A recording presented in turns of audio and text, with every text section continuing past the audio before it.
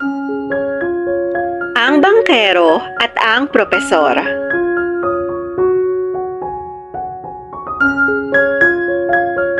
May isang matalinong propesor ang nais magtungo sa kabilang isla.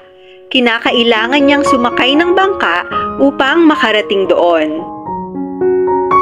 Nilapitan niya ang isang bangkero at pumayag itong isakay siya, kapalit lamang ng maliit na halaga.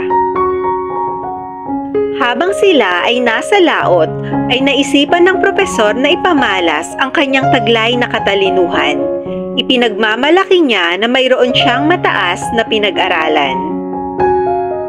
Pagkatapos ay nagumpisang tanungin ng propesor ang bangkero, "Nag-aral ka ba ng heograpiya?"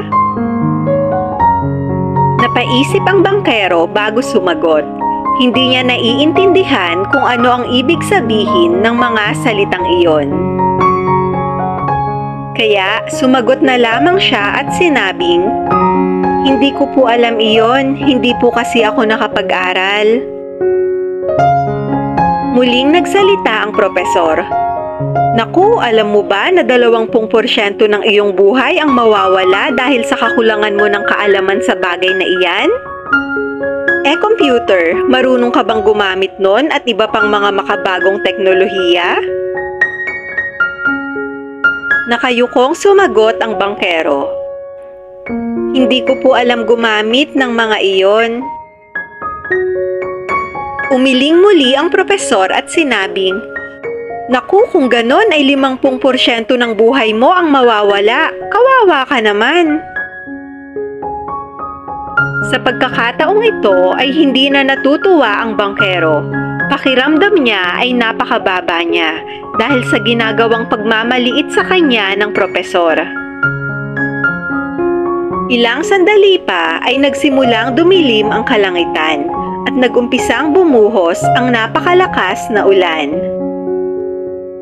Sa puntong iyon ay biglang rumagasa ang malalakas na alon.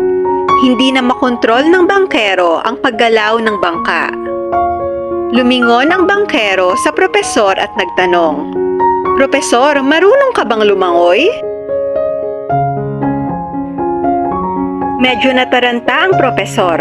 Bakit bigla siyang tinanong ng ganoon ng bangkero? Naisip niya marahil ay sinusubukan lamang siya nito dahil sa ginagawa niyang pag-iinsulto sa bangkero.